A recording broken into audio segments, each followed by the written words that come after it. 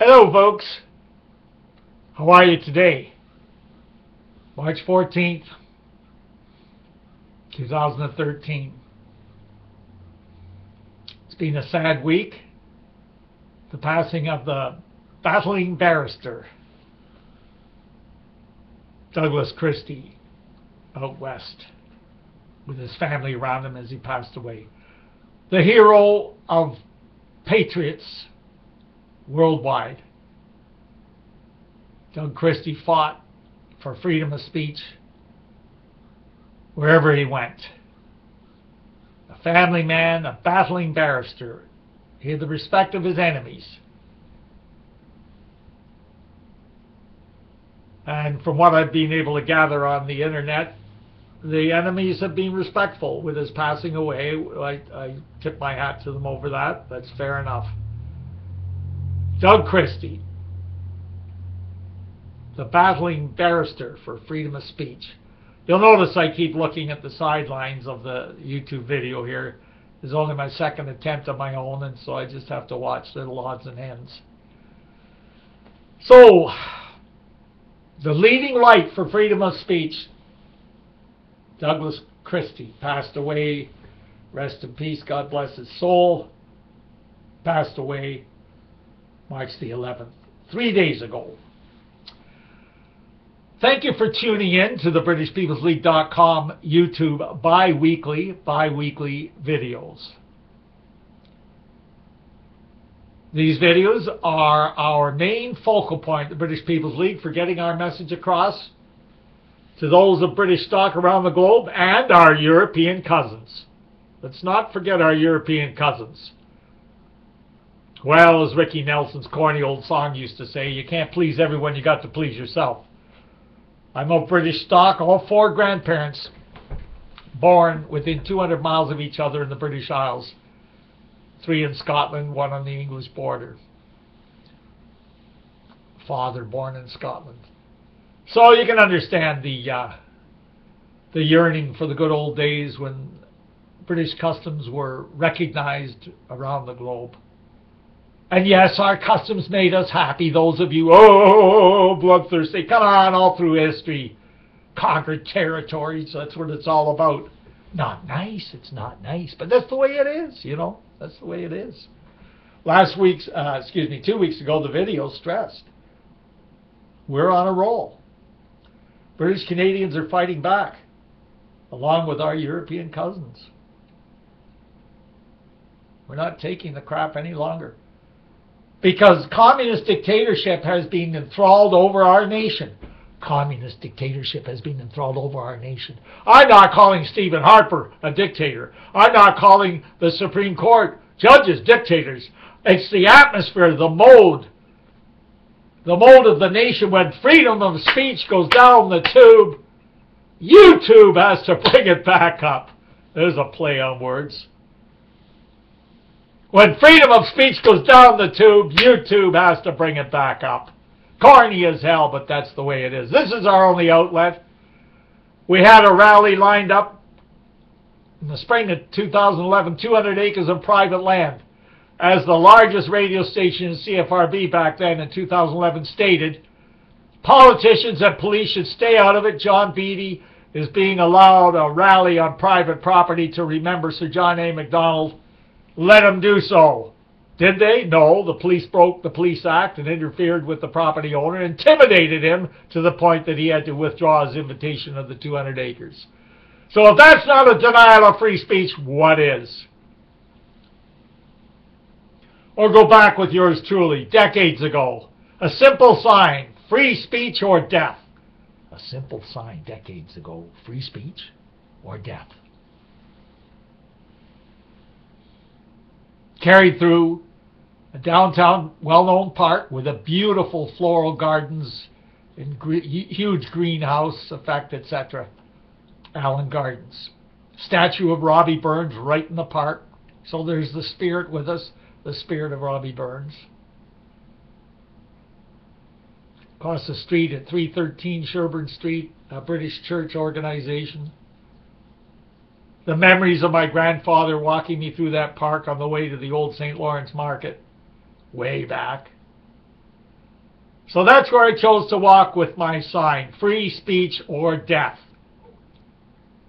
It wasn't a death wish, it was just a dramatic point. Nearly got the death situation. Lunatic came charging through the crowd, and I'd say 75% of the crowd were with us for freedom of speech. But one lunatic, twirling his binoculars like a lasso, twirling them on a large length of strap on those binoculars. So imagine binoculars spinning and spinning, and whammo, whammo, still got the lump here. If that had hit the temple, I would have been dead. Picture in the Globe and Mail the next day, showing me lying unconscious with two policemen leaned over trying to wake me up. There was no paraphernalia, no uniform, nothing stupid, just a nice sports jacket and slacks. A simple sign held high, free speech or death. I'm giving you a few outlines of what the state has done to squash freedom of speech in Canada. The denial of a 200-acre rally for Sir John A. Macdonald, 2011. Now way back to this free speech or death sign. So, of course, the fellow was charged by the police right there on the spot, named Eugene Lawrence, taken to court. It was a trial. Found guilty. Well, what choice did they have? It was in front of hundreds of people. Do you know what his fine was? For potentially killing someone? $25 fine. $25 fine. For assaulting someone with a weapon in a public park. I hadn't opened my mouth. Not a word. So there was no incitement, just a simple sign. Free speech or death. So we can go back that far. And many other people who have been charged and incarcerated for practicing freedom of speech. Now here's a tricky point. And I have to look away almost. I hate to look you in the eye and say I agree with the Supreme Court judgment in one little wee aspect. And they did leave the opening in the recent decision, very recently, around the beginning of March. They decided against a minister who was protesting against homosexuality and the promotion of homosexuality in his sincere held beliefs. His language was really strong and rough. Now, I know we all feel that way, okay? But there is a way to express words in the English language. We don't have to use gutter terms. We don't have to use the rawest terms there are, but yes, the working people like to do that, so you got me in a hypocritical corner there. But there are still ways that we're surviving. Yes, they denied the park. Yes, they denied the 200 acres.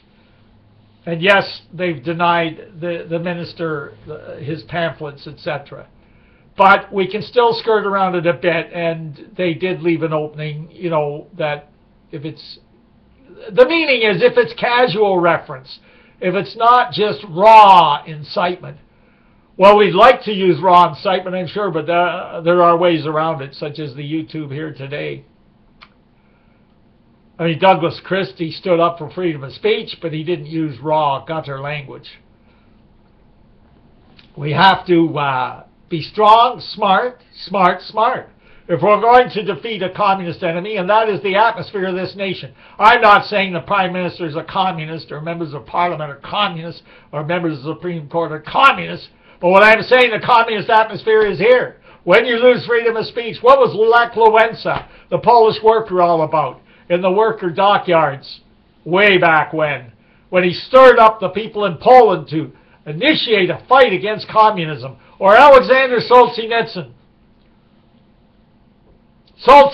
with his brilliant books, The Gulag Archipelago. I remember seeing the movie in the early 70s. These were brave men who stood up against communism dictatorship. What's the first sign of a communist dictatorship? Curtailing freedom of speech. That is the first sign of a communist dictatorship. We do not have full freedom of speech in Canada. I've given guidelines how we can sort of skirt around and still get our opinion across. But freedom of speech has been curtailed.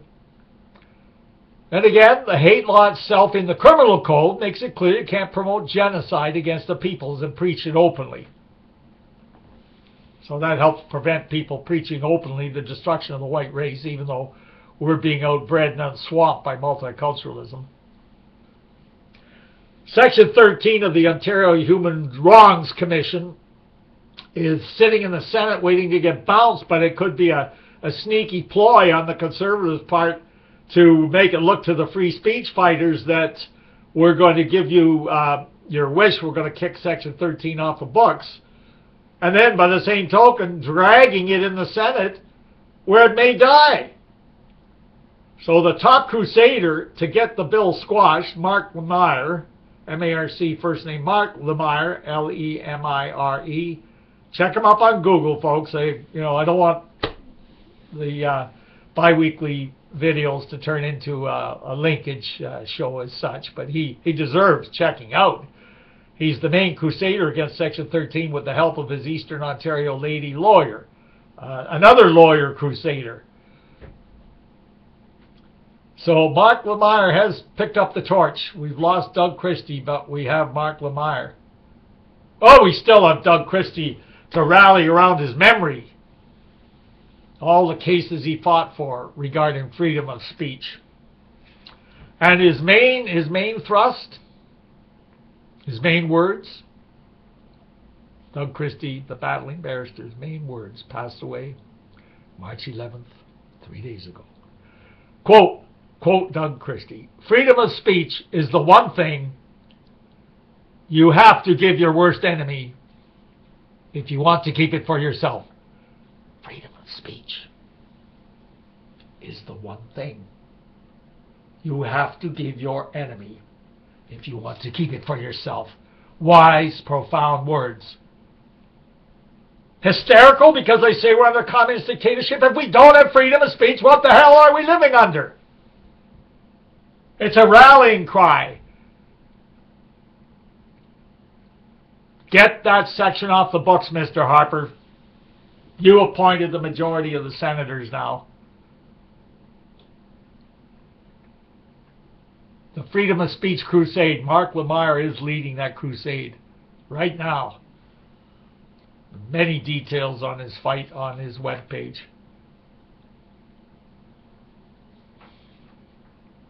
So the fight goes on in memory of Mr. Christie. Actually, there's a neat video on Candor, our associates in Motherland, the United Kingdom. That's candor.org.uk. I'd better double check that, folks. Candor, C-A-N-D-O-U-R, candor.org.uk. And there's a video of Doug Christie addressing the Candor friends in the Motherland a few years back. It's ironic that they have that video still sitting up there. Truly ironic. Just as it's ironic, I had chosen freedom of speech as the topic for this bi-weekly video.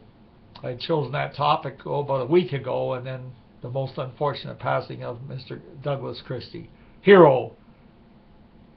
His enemies respected him too. And I must say there's a few blogs out there we call the enemies of freedom of speech. They've been respectful in his passing, and I commend them for that. I commend them for that. We may have different ideological paths, but at least the enemy still has some dignity, and that's great. I take my hat off for that. But the atmosphere in this nation whereby our people hide in the soccer fields, hide in the hockey rinks, hide in the Legion halls, hide in the curling clubs. Oh, Beattie, you're exaggerating. They go there for fun. Yes, go there for fun, but it's also an escape from the reality of what our nation has turned into. A dictatorship. But it's not the open dictatorship of Stalinism, of the communist empire. It's an unwritten dictatorship. You only say so much. Or you can whisper it at the Legion Hall table on Friday night after 3 beer. And if you slime balls up there in Ottawa don't get the message, this freedom of speech issue is coast to coast. Multiculturalism is the enemy. The Prime Minister of Britain has stated multiculturalism does not work.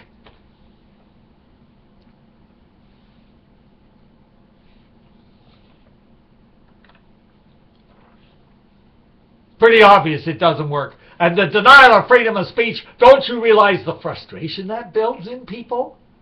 You slime balls up in Ottawa, don't you realize the frustration? It's everywhere. And you think we don't have records? We can't know who was on the watch in Ottawa, supposed to be for the people?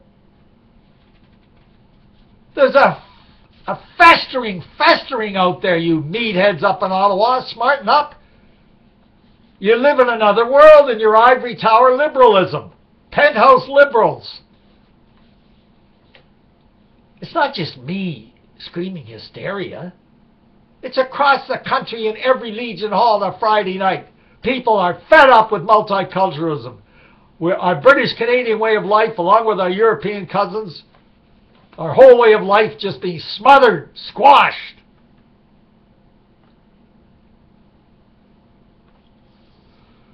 Okay, our next video will be the last week of March. Do remember Doug Christie. I never had the opportunity to meet the man, just followed his career with great admiration. So have a happy St. Patrick's Day this Sunday, the 17th, and we'll be at you the last week of March. Thanks for tuning in. God bless each and every one of you.